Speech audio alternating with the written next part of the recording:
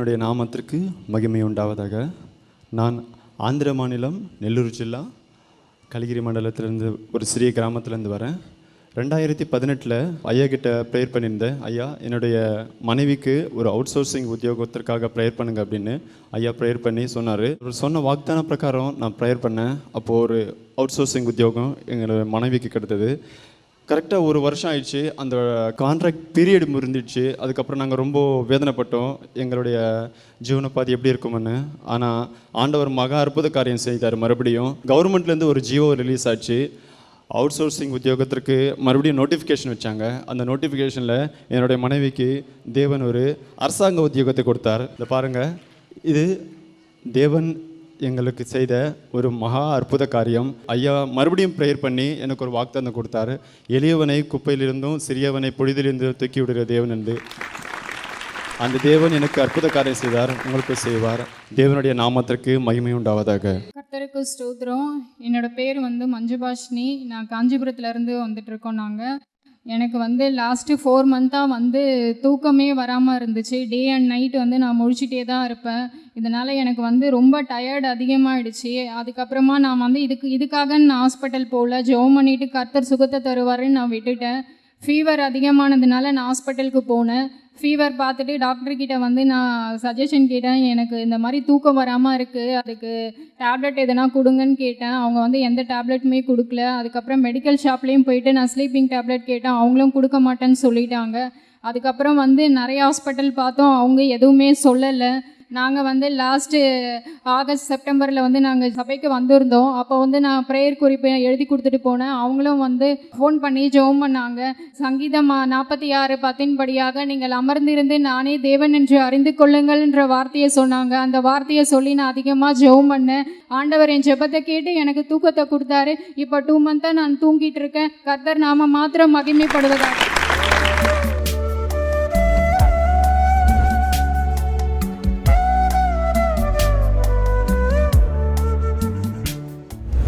கிறிஸ்துவுக்குள் மிகவும் பிரியமான எனதருமை சகோதர சகோதரிகளே, நம்மை சிருஷ்டித்தவரும் நம்மை உண்டாக்கினவரும் நம்மை ஒருபோதும் மறந்து போகாதவருமாகிய இயேசு கிறிஸ்துவினையற்ற நாமத்தினாலே உங்கள் எல்லாரையும் வாழ்த்தி ஆசீர்வதிக்கிறேன். அல்லேலூயா.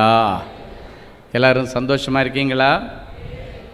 இந்த நாளிலும் ஆண்டவருடைய பாதப்படியில் அமர்ந்து, ஆண்டவரே, என் பிள்ளைகளுக்கு என்ன வார்த்தை சொல்ல விரும்புகிறேன், என்ன வார்த்தை சொல்லி என் பிள்ளைகளை ஆசீர்வதிக்க பரலோகம் திட்டம் வைத்திருக்கிறது. கண்ணீரோடு தேவ சமூகத்தில் காத்திருந்த பொழுது கர்த்தர் நமக்கு கொடுத்த மங்கள வார்த்தை எடுத்து வாசிப்போம். ஆதியாகமம் 21:16-17 இப்படியாய் சொல்லுகிறது. பிள்ளை சாகிறதை நான் பார்க்க மாட்டேன் என்று எதிராக அம்பு பாயும் தூரத்திலே போய் உட்கார்ந்து சத்தமிட்டு அழுதாள். தேவன் பிள்ளையின் சத்தத்தை கேட்டார். தேவதூதன் வானத்திலிருந்து ஆகாரை கூப்பிட்டு, ஆகாரே, உனக்கு என்ன சம்பவித்தது? பயப்படாதே, பிள்ளை இருக்கும் இடத்திலே தேவன் அவன் சத்தத்தை கேட்டு அவனுக்கு நீரூற்றை உண்டாக்கினார். ஆண்டவர் சொல்லுகிறார் தேவதூதன் மூலமாக, உன் பிள்ளை இருக்கிற இடத்துல அவன் சத்தத்தை கேட்டாச்சு, அதனால் அவனை வாழ வைக்க ஒரு சின்ன நீரூற்றை உனக்கு காட்டுறேன். அந்த நீரூற்றில் போய் தண்ணியை பிடிச்சி உன் பிள்ளைக்கு குடிக்க கொடுத்துட்டு உன் பிள்ளைய கையை பிடிச்சிட்டு போ, அவனை பெரிய ஜாதி ஆக்குவேன். அப்படின்னா சாகர தருவாயில் அவனை பிழைக்க வைக்கிறதுக்கு ஒரு நீரூற்று வனாந்தரத்திலே. அது வரைக்கும் அங்கே நீரூற்று இல்லை. அப்பொழுதுதான் ஆண்டவர் ஆகாருடைய கண்களை திறக்கிறார். கண்ணீர் வடித்த கண்களை ஆண்டவர் திறக்கிறார். ஆண்டவருடைய முகத்தில் உள்ள கண்ணீரை துடைக்கும் பொழுது அவருடைய கண்கள் திறக்கப்படுகிறது. அப்பதான் ஒரு நீரூற்றை பார்க்கிறாள். அதிலிருந்து தண்ணியை பிடிச்சு அவன் பிள்ளை குடிக்க கொடுக்குறா. சாவில விளிம்பில் இருந்த அந்த பிள்ளை தண்ணியை குடிச்சுக்கிட்டு நடந்து அரபு தேசத்திற்கு நேராக போகிறான். ஏன்னா ஆண்டவருக்கு தெரியும், இதுக்கு மேலே கானான் தேசத்தில் இருந்தால் குடுமி சண்டை நித்தமும் நடக்கும், நித்தமும் இந்த பிரச்சனை வரும். மாறி மாறி இவனுங்க 2 பேருமே அடிச்சுக்குவானுங்க, இல்லைன்னா சாரால இவளும் அடிச்சுக்குவாங்க. அதனால் இவங்களுக்கு 2 பேருக்கும் சமாதானமான வாழ்க்கையை கொடுக்கணும்னு இதுக்கு மேலே சாராளுடைய கண்ணிலே நீ முழிக்க முடியாது. நேராக போய் கடல் கடந்து அந்த அரபு தேசத்துக்கு கொண்டு போயிட்டார். ஏன்னா இஸ்ரேல் தேசத்துக்கு போனால் நடுவில் செங்கடல், இந்த பக்கத்தில் இஸ்ரேல் தேசம், அந்த சைடில் பார்த்தாச்சுன்னா அரேபியா தேசம். இன்னும் தள்ளி வரும்பொழுது பார்த்தாச்சுன்னா இந்த சைடில் வந்து மத்திய தரைக்கடல் மெடிட்ரேனியன் சி, இந்த பக்கம் இஸ்ரேல் தேசம், அந்த பக்கம் அரபு தேசங்கள் எல்லாமே துபாய் கிபாய் அபுதாபி என்னென்ன கண்ட்ரி உண்டோ எல்லாம் அந்த பக்கம் கடல் கடந்து அந்த பக்கத்தில் கொண்டு போயிட்டார். அல்லேலூயா. பாருங்க, இந்த கானான் தேசத்தில் ஈசாக்குக்கும் அவனுடைய சந்ததிக்கும் ஆசீர்வாதம் கொடுக்க பாலும் தேனும் ஓடுகிற நலமும் விசாலமான செழிப்பான கன்றியாக மாற்றிட்டார். ஆனால் ஆகாருடைய பிள்ளையாகிய இஸ்மவேலை வனாந்தரத்துக்கு அனுப்பிட்டு அவனை பெரிய ஜாதியாக்குவேன்னு சொன்னார். அவன் அங்கே போய் அந்த வனாந்தரத்தில் எப்படி முன்னேற முடியும்னு பார்த்து வனாந்தரம் ஃபுல்லாக, அந்த வனாந்தரத்தை ஒட்டி இருக்கிற கடல் ஃபுல்லாக எண்ணெய் கிணறை ஊற்றி விட்டுட்டார். ஃபுல்லாக எண்ணெய் கிணறு. இந்த கானான் தேசத்தில் பாலும் தேனும் ஓடுற செழிப்பு. ஆனால் அரபு தேசங்களிலுடைய வருமானமே இன்னைக்கு என்ன? பெட்ரோல், டீசல், எண்ணெய், ஆயில், கேஸ் எல்லாம் அந்த நாடுகளை தான் நம்பி இருக்க வேண்டியது இருக்கிறது. இந்த ஆகாருடைய பிள்ளைக்காக பெட்ரோல் கிணறுகளை அப்படியே டேங்கா கடலுக்குள்ளால வைத்தவர் நம்முடைய ஆண்டவர். ஆமென். இன்னைக்கும் அவனுடைய சந்ததி ஆண்டவர் சொன்னது போல பெரிய ஜாதி தான். இன்னைக்கு துபாய் ஏர்போர்ட்டை மாதிரி நீங்கள் எந்த அமெரிக்காவில் போனால் கூட ஏர்போர்ட்டு பார்க்க முடியாது. அந்த அளவு பயங்கரமாக இருக்கு. அல்லேலூயா. என் அன்பு சகோதரனை சகோதரியை, உன் பிள்ளைக்காக ஆண்டவர் ஒரு வாய்ப்பு திறந்தாருன்னா கிணறாகவும் தோண்டுவார். அப்படியே பொன்னும் வெள்ளியும் விளையிற பூமியில் கூட உன் பிள்ளையை வைப்பார். உன் பிள்ளைக்கு என்ன வேணுமோ எல்லாத்தையும் ஆண்டவர் கொடுப்பார். அதுதான் இன்னைக்கு ஆண்டவர் ப்ராஃபஸியை சொல்கிறார். நிறைய பேர் பிள்ளைகளை குறித்து வேதனையோடு வந்திருக்கிறீர்கள். பிள்ளைகளுக்கு வேலை கிடைக்கல, வாய்ப்பு கிடைக்கல. என் இயேசு சொல்லுகிறார், பிள்ளை இருக்கிற இடத்திலே பிள்ளைக்காக நீரூற்றுகளை ஏற்படுத்துகிற பிள்ளைக்காக ஒரு வேலைக்கான வாசலை திறப்பார், வருமானத்திற்கு வாசலை திறப்பார். அது எதை பேஸ் பண்ணி தெரியுமா? உன் கண்ணீரை துடைத்து. இன்னைக்கு உன் கண்ணீர் பிள்ளையை குறித்தா இருக்கிறதா? இன்னைக்கு நிறைய தாய்மார்கள் தகப்பன்மாருடைய கண்ணீர் எல்லாம் பிள்ளைகளை குறித்தே தான் இருக்கிறது. ஏன்னா என்ன வந்தாலும் தாங்கிக்குவாங்க தாய் தகப்பன். ஆனால் பிள்ளைக்கு ஒரு சின்ன பிரச்சனைனா எந்த தாய் தகப்பனாலும் தாங்க முடியாது. இதுதான் அந்த இரத்த உறவு, தொப்புள் கொடி உறவுன்னு சொல்லுவாங்க. இந்த தொப்புள் கொடி மூலமாக இந்த தாய் சாப்பிடுகிற ஆகாரம் எல்லாம் குழந்தைக்கு தொப்புள் கொடி மூலமாக தான் போயிட்டுருக்கும். இந்த உலகத்தில் அந்த குழந்தை பிறந்த உடனடியாக இந்த பிள்ளை இனி தானாக சுவாசிக்கணும். அது வரைக்கும் தாயினுடைய ஆக்சிஜன் தான் அந்த பிள்ளைக்கு தொப்புள் கொடி மூலமாக தான் போயிட்டுருக்கு. கனெக்ஷன் ஃபுட்டெல்லாம் எங்கேருந்து போகுது? ஒரு தாயினுடைய தொப்புள் கொடியிலிருந்து அவளுக்கு அப்படியே கனெக்ஷன் இருக்கும். பிறந்த உடனே குழந்தைய வெளியே எடுத்து முதல்ல அந்த தொப்புள் கொடியை தான் கட் பண்ணி முடிச்சு போடுவாங்க. தொப்புள் கொடி உறவு. 10 மாதம் உன்னுடைய தொப்புளில் இருந்து, உன்னுடைய வயிற்றில் இருந்து, உன்னுடைய சரீரத்திலிருந்து அந்த பிள்ளைக்கு ஆகாரம் போனது. அது எப்படி அறுத்தறிய முடியும்? அந்த பிள்ளை தானாக வளரணும், தானாக அந்த பிள்ளை வேலை செய்யணும், தானாக அதுக்குள்ள காரியங்களை சேர்க்கணும்னு சொல்லி ஆண்டவர் தொப்புள் கொடியை தான் மறப்பாரே தவிர தொப்புள் கொடி உறவை யாரும் மறக்க முடியாது. பிள்ளை இந்த உலகத்தில் பிறக்கும் பொழுது தொப்புள் கொடி அறுக்கப்படும், உண்மைதான். ஏன்? அந்த பிள்ளை அந்த பிள்ளைக்குன்னு சுவாசிக்கணும், அந்த பிள்ளைக்குன்னு வேலை செய்யணும், அந்த பிள்ளைக்குன்னு முன்னேறணும், அந்த பிள்ளைக்குன்னு ஏன் பண்ணணும். அதுக்காக ஆண்டவர் தொப்புள் கொடியை அறுத்து பறக்க விடுவார், உண்மைதான். ஆனால் தொப்புள் கொடி உறவை ஒரு நாளும் பிரிக்க முடியாது. யாராலும் அதை அறுக்க முடியாது. அப்படி பிரிக்க முடிஞ்சிருந்தா ஆகார நீ வேணா எக்கேடனா கெட்டு போன்னு வனாந்திரத்தில் விட்டுட்டு இவ ஜாலியாக வேற எங்கேயும் போயிருப்பா. பிள்ளையை விட்டுட்டு போக முடியாது. பிள்ளைக்காக அழுகிறாள். அவளுக்கு கடைசி நிமிஷத்தில் வேற ஒன்றும் தெரியல, அழுறதை தவிர எனக்கு வேற வழி தெரியல என்றுதான் அவள் அழுதாள். அவளுடைய கண்ணீர் பரலோகத்திலே போய் சேர்ந்தது. இந்த உலகத்தில் நீ வடிக்கிற ஒவ்வொரு சொட்டு கண்ணீரும் பரலோகத்தில் உனக்கு ஆண்டவருக்கு முன்பாக உன் பேரில் வைக்கப்பட்டிருக்கிற துருத்தியில் விழும். அப்போ விழும் பொழுது ஆண்டவர் அந்த கண்ணீருக்குள்ளே புதைந்து கிடக்கிற தேவை என்ன, உன் கண்ணீருக்குள்ளே புதைந்து கிடக்கிற வேதனை என்ன, ஆண்டவர் அறிஞ்சு இமீடியட்டாக அந்த இடத்துல உதவி செய்தார். ஆண்டவருக்கு தெரியுது ஆகாருடைய முகத்தில் உள்ள கண்ணீர் என்னன்னா, பிள்ளை பட்டினி கிடந்து சாகுது, பிள்ளைக்கு தண்ணி இல்லை, சோறு தண்ணி இல்லாமல் கிடக்குது, பிள்ளைக்கு வழி செய்யணும், அவ்வளவுதான் ஆகாருடைய தேவை. அதுதான் அந்த நேரத்தில் அவளுடைய கண்ணீர் பரலோகத்திலே ஆண்டவருக்கு பேசினது. ஒரு மனுஷனுடைய கண்ணீர் ஆண்டவருடைய சமூகத்திலே உன்னுடைய தேவையை தான் சுமந்து கொண்டு போகிறது. அப்போ அங்கே மேலே போன உடனே அந்த கண்ணீரில் இருந்த தேவையை ஆண்டவர் அறிந்து இமீடியட்டாக அவனுக்காக ஒரு நீரூற்றை ஏற்படுத்தினவர் உன் பிள்ளைகளுக்கு வாழ்வின் நீரூற்றை ஏற்படுத்துவார். மூன்றாவதாக எல்லாருடைய முகத்தில் உள்ள கண்ணீரை துடைத்து இந்த ஜனத்தினுடைய நிந்தை இந்த பூமியில் இராதபடிக்கு முற்றிலும் நீக்கி போடுவார். உங்களுடைய நிந்தைகள் மாறும். முதலாவது வெற்றி உண்டாகும், ரெண்டாவது கண்ணீர் துடைக்கப்படும், மூன்றாவதாக உன் வாழ்க்கையில் இன்னைக்கு வரைக்கும் நீ அனுபவித்திருக்கிற எல்லா நிந்தைகளை ஆண்டவர் மாற்றுவார். யோவேல் தீர்க்கதரிசியின் புஸ்தகம் 2ஆம் அதிகாரம் 19வது வசனம் இப்படியாய் சொல்லுகிறது. வாசிப்போமா? கர்த்தர் மறுமொழி கொடுத்து தமது ஜனத்தை நோக்கி, இதோ நான் உங்களை இனி புறஜாதிகளுக்குள்ளே நிந்தையாய் வைக்காமல் உங்களுக்கு தானியத்தையும் திராட்சை ரசத்தையும் எண்ணெயையும் கொடுத்தேன், நீங்கள் அதனால் திருப்தியாவீர்கள். ஏன் ஒரு மனுஷனுக்கு நிந்தை வருகிறது? பற்றாக்குறையின் நிமித்தம் நிந்தை வரும்.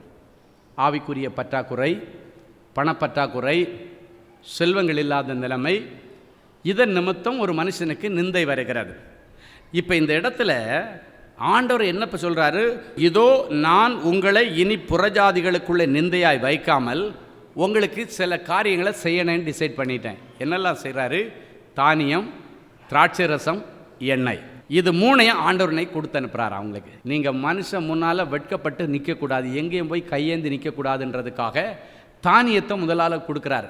நீங்கள் யார்கிட்டையும் நிந்தையாக அவமானம் போய் கையேந்தி நிற்கக்கூடாதுன்றதுக்காக முதலாவது இன்றைக்கி என்ன செய்கிறாரு? தானியம். இந்த தானியம் எதற்கு அடையாளம் தெரியுமா? வருமானத்திற்கு அடையாளம். அல்லேலூயா. வருமானம் இல்லாததுனால நிறைய பேர் மற்றவங்கள்ட்ட போய் கையேந்தி நிற்கிறத நிமித்தம் நிந்தை வருகிறது.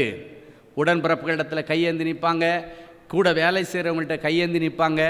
சில அலுவலகத்தில் எல்லாம் பார்த்தீங்கன்னா இவர் பெரிய ஆஃபீஸராக இருப்பார். இவர் ஆஃபீஸுக்குள்ளே போகும் பொழுது லிஃப்ட் ஆப்ரேட் பண்ணுற லிஃப்ட் மேன் சல்யூட் பண்ணி அவரை சார் வாங்க சார்ன்னு சொல்லி உள்ளே போயிட்டு லிஃப்ட்டுக்குள்ளே உட்காந்து பயபக்தியோடு நின்றுட்டு லிஃப்ட் ஆன் பண்ணிவிட்டு அவர் வெளியே போகும்போது சல்யூட் அடிப்பான், உள்ளே வரும்போது கீழே இறங்கி போது சல்யூட் அடிப்பான். யார்? Lift man. எப்போ வரைக்கும்? தானியே இவர்கிட்ட செழிப்பாக இருந்து லிஃப்ட் மேன்கிட்ட கையேந்தாதது வரைக்கும். இவருக்கு தானியம் கம்மியாச்சு, வருமானம் கம்மியாச்சு, கடன் அதிகமாகிடுச்சுன்னா லிஃப்ட் பாய்கிட்ட கீழே வருவார். யோ சம்பளம் வாங்கினியா? ஆமாம் ஐயா வாங்கி வச்சுருக்கேன் ஐயா. எவ்வளோ கையில் வச்சுருக்க? 20,000 ரூபா வச்சுருக்க ஐயா. சரி என்ன உனக்கு பெருசாக செலவு? ஒரு 15,000 ரூபா கொடு, அடுத்த மாதம் தர்றேன் அப்படின்னு ஒரு ஆஃபீஸர் லிஃப்ட் மேன்கிட்ட கையேந்துறாரு. எதுக்கு? தானியத்திற்கு, பணத்திற்கு, தேவைக்கு கையேந்துறார். அடுத்த நாள் அந்த ஆஃபீஸர் லிஃப்ட்டுக்குள்ளே வரும்போது என்ன நடக்கும்? முந்தின நாள் சார் வாங்க சார்னு இப்படி நிற்கிற லிஃப்ட் மேன் இப்படி நிற்பான். வா சார், உட்கார் சார், போ சார், வாங்க போங்க என்னவா வா போன்னு சொல்லிட்டு குதிரையும் எருமாடையும் கூப்பிட்ற மாதிரி கூப்பிடுவான். இவருக்கு 20,000 ரூபா சம்பளம் இருக்கும், அவருக்கு மாதம் 2 லட்சம் சம்பளம் இருக்கும். எப்போ தெரியுமா? கையேந்தும் பொழுது. அவர் மேலே போய் உட்காந்து எவ்வளோ அழுவார் தெரியுமா? நேற்றைக்கு வரைக்கும் அவ்வளவு கனமாக வச்சுருந்தான். ஒரு நாள் அவன்கிட்ட கையேந்தின என் நிலைமைக்கு வா போன்னு மிருகத்தை கூப்பிட்ற மாதிரி என்னை கூப்பிட்றானே, உள்ளே போய் வேதனைப்படுவான். நிந்தை. அல்லேலூயா. இன்னைக்கு ஆண்டவர் அதுக்கு முற்றுப்புள்ளி வைக்கிறார். ஆமேன். தானியம் வருமானத்திற்கு. ரெண்டாவது அந்த இடத்துல சொல்லப்பட்டிருக்கிறது திராட்சை ரசம். இந்த திராட்சை ரசம் எதுக்கு அடையாளம்னா ஆரோக்கியத்திற்கு அடையாளம். அப்படின்னா முதல்ல உள்ளது வருமானம், உனக்கு வீட்டு செலவுக்கு தேவைக்கெல்லாம் வரணும், வருமானம் இருந்தால் தான் பூவா சாப்பிட முடியும். ரெண்டாவது திராட்சை ரசம் என்று சொல்ல, உனக்கு திராட்சை ரசத்தை கொடுக்குறேன். இந்த திராட்சை ரசம் எதுக்கு அடையாளம்னா ஆரோக்கியத்துக்கு அடையாளம். அப்போஸ்தலனாகிய பவுல் தீமோத்தேயுக்கு எழுதும் பொழுது சொல்லுகிறான், என்ன சொல்கிறாரு? உனக்கு ஏதாவது சரீரத்தில் பலவீனம் இருந்தால் கொஞ்சம் திராட்சை ரசத்தை சேர்த்துக்கோ, அது ஒரு மெடிசன். திராட்சை ரசம் எப்பொழுதுமே தலைவலி இருக்கிறவங்களுக்கு நல்ல ஒரு கிரேப் ஜூஸ் ஒரு கிளாஸ் அடித்து கொடுத்து பாருங்கள், தலைவலி எங்கே போகுதுன்னு தெரியாது. அப்போ இது ஒரு மெடிசன் என்று சொல்லப்பட்டிருக்கிறது. அதுக்காக ஒயின் ஷாப்பில் போய் ஆல்கஹால் நிறைஞ்ச ஒயினை வாங்கிட்டு போயிட்டு பிரதர் இன்னைக்கு பிரசங்கம் பண்ணார், திராட்சை ரசம் சாப்பிட்டா உடம்புக்கு நல்லதான் மருந்தான்னு சொல்லிட்டு யாரும் வாங்கிட்டு போயிடாதீங்க. ஆமேன். ஆண்டவர் சொன்ன திராட்சை ரசம் ஆல்கஹால் இல்லாத திராட்சை ரசம், போதை இல்லாதது, ஒரிஜினல் திராட்சை பழத்தை புழிஞ்சி அப்படியே வச்சு நச்சுன்னு அடித்து கொடுத்தா அப்படி இருக்கும். அது ஒரு ஒரு கிளாஸ் குடிச்சாச்சுன்னா அவ்வளோ தெம்பு வரும். அந்த திராட்சை ரசத்தை தான் பவுல் சொன்னார். நிறைய பேர் மனைவி மாற என்ன தெரியுமா, ஏய் பவுலே என்ன சொல்லியிருக்காரு, எவ்வளோ பெரிய ஊழியக்காரர் அவர், தீமோத்தேயு ஊழியக்காரரை பார்த்து சொல்கிறார், உனக்கு ரொம்ப டயர்டாக இருந்தால் கொஞ்சம் வைன் குடின்னு சொல்லிட்டாரு, அதனால் இது தப்பு இல்லை. நிறைய மனைவிமார்களை இப்படியே மயக்கி வச்சுருக்காங்க புருஷங்க. அல்லேலூயா. அவர் சொன்ன வைன் திராட்சை ரசம், அதில் ஆல்கஹால் இல்லை. ஆல்கஹால் கலந்தால் தான் அது விஷம். ஆனால் ஆல்கஹால் இல்லாத திராட்சை ரசம் மருந்து. நல்ல சமாரியனை குறித்து இயேசு கிறிஸ்து சொல்லுகிறார், அவரை குற்றுயிராக கிடக்கும் பொழுது தன்னுடைய கையில் வச்சிருந்த திராட்சை ரசத்தை ஊற்றி ஃபர்ஸ்ட் எய்ட் பண்ணாராம். அப்படின்னா திராட்சை ரசம் ஒரு மனுஷன் சாவ கிடக்கிற நேரத்தில் குற்றுயிராக கிடக்கும் பொழுது அவனுக்கு உயிர் கொடுக்கிறது மாத்திரமல்ல, அவனுடைய புண்களிலே வார்த்து, காயத்திலே வார்த்து. அப்படின்னா அந்த திராட்சை ரசத்தை ஊத்துனா புண்ணெல்லாம் ஆறுதான் மருந்து. அப்படின்னா என்ன அர்த்தம்னா, சில கொள்ளை நோய்கள் உங்கள் சரீரத்தில் வரும் பொழுது ஜனங்களுக்கு முன்பாக நிந்தை. சிலர் சொல்லுவாங்க, என்ன பாவம் பண்ணான்னு தெரியல இவ்வளோ பெரிய நோய். நோய் வர்ற எல்லாரும் பாவம் பண்ணி வரதில்லை. ஆண்டவர் சிலருக்கு சோதனை காலத்தை அனுபவிக்கும் பொழுதும் நோய் வரும். ஆனால் அந்த நோய் குறித்த நேரத்தில் ஆண்டவரே கிளியர் பண்ணிடுவார், அதை பற்றி நம்ம கவலைப்பட வேண்டாம். ஆனால் அது இல்லாமல் எந்தெந்த மனுஷரிடத்தில் சிறிய கொள்ளை நோய்கள் வருகிறதோ அது அவர்களுக்கு சில நேரங்களிலே அவமானத்தை கொண்டு வரும், நிந்தை. சிலர் பார்த்தீங்கன்னா சில வியாதி வந்தால் வெளியே சொல்ல மாட்டாங்க, இந்த வியாதியை வெளியே சொன்னாச்சுன்னா கேவலம் அப்படின்வாங்க. ஆனால் இன்னைக்கு ஆண்டவர் சொல்கிறாரு, உன்னுடைய நிந்தை இந்த பூமியில் இராதபடிக்கு முற்றிலுமாய் அற்றி போகும்படி பண்ணி தானியத்தை கொடுக்குறாரு. ரெண்டாவது திராட்சை ரசம், அப்படின்னா நல்ல ஆரோக்கியம், நல்ல சுகத்தை கொடுத்துருவார். அந்த கொள்ள நோயை இனி நீ தேடியும் காண முடியாது. ஆமென். சரி, நல்ல ஆரோக்கியம். மூணாவது, உன்னுடைய நிந்தை எதனால வர்றன்னா, பாவம் செய்கிறது நிமித்தம், ஆவிக்குரிய வாழ்க்கையில நீ விழுந்து போகிறது நிமித்தம் அவமானம் வருகிறது. அதுக்கு தான் எண்ணெயை கொடுக்கிறார். எண்ணெய் எதற்கு அடையாளம் தெரியுமா? அபிஷேகத்திற்கு அடையாளம். அல்லேலூயா. அபிஷேகம் ஒரு மனுஷனுடைய நுகங்களை முறிக்கும். மேலான அபிஷேகம் இறங்கும் பொழுது கீழானவைகள் எல்லாம் ஓடி போகுமாம். அப்படின்னா என்ன அர்த்தம்னா, சில நேரங்களில் அபிஷேகம் இல்லாமல், வல்லமை இல்லாமல் நீ விழுந்து போகும் பொழுது, பாவத்தில் விழும் பொழுது உனக்கு அவமானம் வருகிறது. எனவே நீ பாவத்தில் விழுந்த அவமானத்தை தேடாதபடிக்கு உன்னுடைய நிந்தையை மாற்றும்படி உனக்கு எண்ணெயாகிய பரிசுத்த ஆவியானவர் இன்றைக்கு ஊற்றுகிறார். அப்படின்னா உன்னுடைய ஆவிக்குரிய வாழ்க்கையிலையும் இனி நிந்தை இருக்காது. உன்னுடைய சரீர பிரகாரமான வாழ்க்கையில் நிந்தை இருக்கக்கூடாது. உன்னுடைய உலக பிரகாரமான ஆசீர்வாதங்களில் நிந்தை இல்லாதபடிக்கு மூணையும் கொடுத்து இன்றைக்கி ஆண்டவர்களை திருப்தி அனுப்புகிறாராம். கரங்களை உயர்த்தி அல்லேலூயா சொல்லுங்க பார்க்கலாம். ஆதியாகமம் 30:23-24 சொல்லுகிறது, அவள் கர்ப்பவதியாகி ஒரு குமாரனை பெற்று தேவன் என் நிந்தையை நீக்கிவிட்டார் என்றும் இன்னும் ஒரு குமாரனை எனக்கு தருவார் என்றும் சொல்லி அவனுக்கு யோசேப்பு என்று பெயரிட்டாள். ராகேலுக்கு ரொம்ப வருஷமாக குழந்தை இல்லை. அவளுடைய சகோதரியாக இருக்குது லேயாளுக்கு குழந்தை இருக்குது. இந்த லேயாளுக்கு குழந்தை இருக்கிறது இவளுக்கு ஒரே வயிற்றெரிச்சல். தன்னுடைய சகோதரிக்கு குழந்தை இருக்கிறது இவளுக்கு பெரிய பொறாமை. ராகேலுக்கு பிரச்சனை என்னென்னா பொறாமை. பொறாமையினால தான் ஆண்டவருடைய கற்பத்தை அடைச்சி வச்சுருந்தார். அல்லேலூயா. இவன் என்ன சொல்கிறா, புருஷங்கிட்ட நித்தமும் சண்டை போடுறா, எனக்கு பிள்ளைய கொடும் இல்லைன்னா சாக போகிறேன் அப்படின்னா ஒரு மிரட்டல்.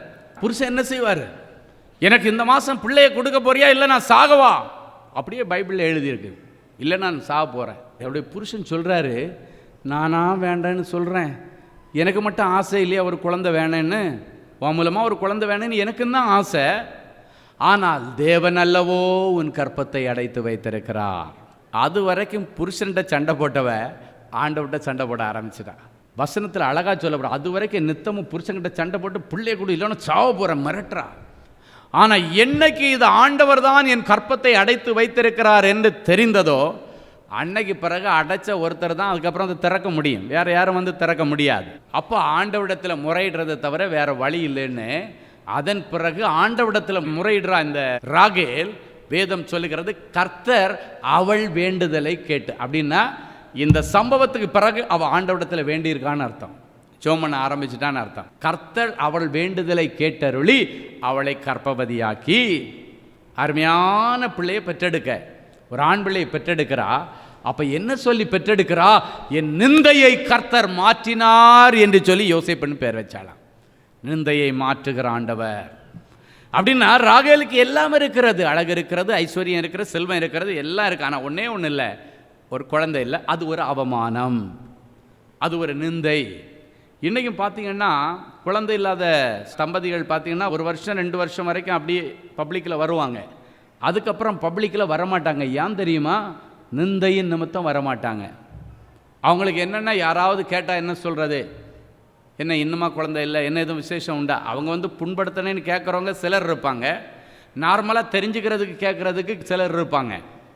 எனவே இந்த நாட்களில் ஆண்டவர் சொல்லுகிறார், என்ன நிந்தையாக இருந்தாலும் சரி, ஒருவேளை உங்களுக்கு குழந்தை இல்லைனாலும் சரி, அந்த நிந்தையும் மாற்றுவார். ராகேலுக்கு அன்னைக்கு ஒரு நிந்தை தான், ஆனால் அவள் எப்படி சொல்லி ஆண்டவரிடத்தில் நன்றி சொல்கிறா பார்த்தீங்கன்னா, கர்த்தர் என்ற பூமியில் இருந்த என் நிந்தையை மாற்றினார் என்று சொல்லி யோசேப்புன்னு பேர் வச்சாங்க. நிந்தையோடு இருக்கிற தேவ பிள்ளைகளே, யோசேப்புன்னு உங்கள் பிள்ளைக்கு பேர் வைக்கிறதுக்கு ரெடியாயிருங்க. ஆமாம், இன்றைக்கு அப்படிப்பட்ட நிந்தைகளை எல்லாம் ஆண்டவர் மாற்றி முதல்ல வெற்றியை தருவார், கண்ணீரை துடைப்பார், நிந்தையை மாற்றுவார். அல்லேலூயா. அன்பு சகோதரனே, சகோதரியே, இன்றைக்கு நீ தானாக இந்த இடத்திலே வரவில்லை. என் இயேசு உன்னை அழைத்து கொண்டு வந்திருக்கிறார். நீண்ட நாட்களாக நாங்கள் சுவர்களுக்குள்ளே விழுந்து கிடந்து, ஆண்டவனே,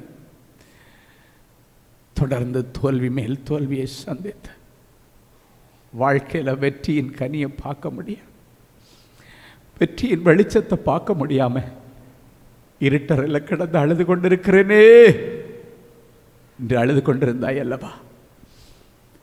எப்போ நான் வாழ்க்கையில் முன்னேறுவேன், எப்போ என் வாழ்க்கையில் ஒரு துளிர்விடும் காலம் வரும், என் வாழ்க்கையில் நான் எப்போ ஜெயிக்க போறேன் ஆண்டவரே, ஜெயிக்க போறேன், ஊழியத்தில் நான் எப்போ ஜெயிக்க போறேன் ஆண்டவரே? தோல்வியை சந்தித்து சோர்ந்து வந்திருக்கிறாயா? இன்றைக்கு ஜெயத்தின் நாள். ஜெய கிறிஸ்து உனக்குள்ளே வந்து தங்க விரும்புகிறார். வாசற்படியில் நின்று நான் தட்டுகிறேன். ஒருவன் என் சத்தத்தை கேட்டு கதவை திறந்தால் நான் அவனுக்குள் பிரவேசித்து அவனோடு தங்கியிருப்பேன் என்று சொன்னீரேன். தோல்வி நிறைந்த என் பிள்ளைகளுடைய இருதயத்தில், தோல்வியை சந்தித்து சந்தித்து துவண்டு போன என் பிள்ளைகளுடைய இருதயத்தில் வெற்றியின் நாயகனாக, யெகோவா நிசியாக நீர் வந்து அமர மாட்டவர். என் பிள்ளைங்க இன்னைக்கு தீர்மானம் பண்ணிட்டாங்க, என்னுடைய வாழ்க்கையை ஜெயமாய் மாற்ற இயேசு ஒருவரால் தான் முடியும். என் ஜெயமோ என் கர்த்தரால் மாத்திரம்தான் வரும் என்று என் பிள்ளைகள் இன்றைக்கு விசுவாசிக்கிறார்கள். ஜெயத்தை கொடுக்கிற தெய்வம் இயேசு என் பிள்ளைகளுடைய இருதயத்தில் தங்கம். நிறைய பிள்ளைகள் ஐஏஎஸ் எழுதி எழுதி எழுதி பார்க்குறாங்க, இன்னும் ஜெயிக்க முடியலை. 3 படி வந்துட்டு திரும்பி வந்துடுறாங்க. 4வது படி முடியும் பொழுது இயேசு என் பிள்ளைகளுக்கு வெற்றியை கொடுப்பீர் என்ற நம்பிக்கை இழந்து போன நிலைமையில் சிலர் நிற்கலாம். என் பிள்ளைகள் இந்த முறை ஐஏஎஸ் கிளியர் பண்ணட்டும், சிஏ என் பிள்ளைகள் கிளியர் பண்ணட்டும். என் பிள்ளைகள் அவமானத்தோடு முடிக்க முடியலைன்னு சொல்லி வெளியே வரக்கூடாது. அடுத்த படிக்கட்டு, ஒவ்வொரு தோல்வியும் என் பிள்ளைகளுக்கு வெற்றியின் படிக்கட்டாய் மாறுகிறபடியினால் உமக்கு நன்றி. தோல்வியை நினைத்து துவண்டு போய் செத்து போகலாமா என்ற எண்ணத்தோடு வந்திருக்கிற பிள்ளைகளுக்கு இன்றைக்கு தைரியத்தின் ஆவியானவர் என் பிள்ளைகளை நீர் நிரப்பும். ஆண்டவருடைய இருதயத்தில் எழுந்தருளி வந்து அவருடைய இருதயத்தில் விசுவாசத்தை நீர் இப்பொழுது வளர்த்து விடுவீராக, வளர்த்து விடுவீராக. இங்கு வந்திருக்க ஒருவராகிலும் எந்த துறையிலையும் என்னை தோற்று போகக்கூடாது, வெற்றி எடுக்க உதவி செய்யும், தொழிலில் வெற்றி உண்டாகட்டும். நேற்று வரைக்கும் தோல்வியோடு பிள்ளைகள் திரும்பி வந்தார்கள், இன்றைக்கு பிறகு என் பிள்ளைகளுக்கு வெற்றி உண்டாகட்டும், வெற்றி உண்டாகட்டும். மாத்திரமல்ல, நீர் சொன்னீர் உங்கள் எல்லாருடைய முகத்தில் உள்ள கண்ணீரை துடைப்பேன் என்று சொன்னீரே. என் பிள்ளைகளுடைய கண்ணீருக்குள்ளால அநேக வேதனைகள், வெளியே சொல்ல முடியாத பிரச்சனைகள். தகப்பனே, என் பிள்ளைகளுக்கு ஒரு அற்புதத்தை நீங்கள் செய்தே ஆகணும். என்னென்ன விண்ணப்பத்தோடு, என்னென்ன வேதனையோடு, என்னென்ன அவமானத்தோடு என் பிள்ளைகள் கண்ணீர் வடித்து கொண்டிருக்கிறார்களோ, இவர்களுடைய கண்களிலிருந்து வருகிற ஒவ்வொரு சொட்டு கண்ணீரும் உடைய தேவைகளை உடைய சமூகத்தில் கொண்டு வந்து ஆண்டவரிடத்திலிருந்து அற்புதங்களை என் பிள்ளைகளுக்கு பெற்றுக் கொடுக்கிறதற்காக உமக்கு கோடானு கோடி ஸ்தோத்திரம். இயேசுவின் மூலம் பிதாவே, ஆமேன், ஆமேன். அன்பு தேவனுடைய பிள்ளைகளே, இந்நிகழ்ச்சியின் மூலம் நீங்கள் பெற்றுக்கொண்ட ஆசீர்வாதங்களையும் உங்கள் ஜெப விண்ணப்பங்களையும் அனுப்ப வேண்டிய முகவரி: தேவனின் அன்பு ஊழியங்கள், எண் 340B/1A, 3B1 Vinayak avenue, OMR road, Okkiyam, Thoraipakkam, Chennai 600097. இது இந்தியன் ஆயில் பெட்ரோல் பங்க் எதிரில் அமைந்துள்ளது மற்றும் காக்னிசன்ட் டெக்னாலஜி சொல்யூஷன்ஸ் அருகிலும் அமைந்துள்ளது. மின்னஞ்சல் prayer@godsloveministries.co.in. எங்களது இணையதளம் www.godsloveministries.co.in. மேலும் 24 மணி நேர ஜெப உதவிக்கு 04454547999 மற்றும் 9941950999 என்ற எண்களுக்கு தொடர்பு கொள்ளுங்கள். கர்த்தர் தாமே உங்களை ஆசீர்வதிப்பாராக.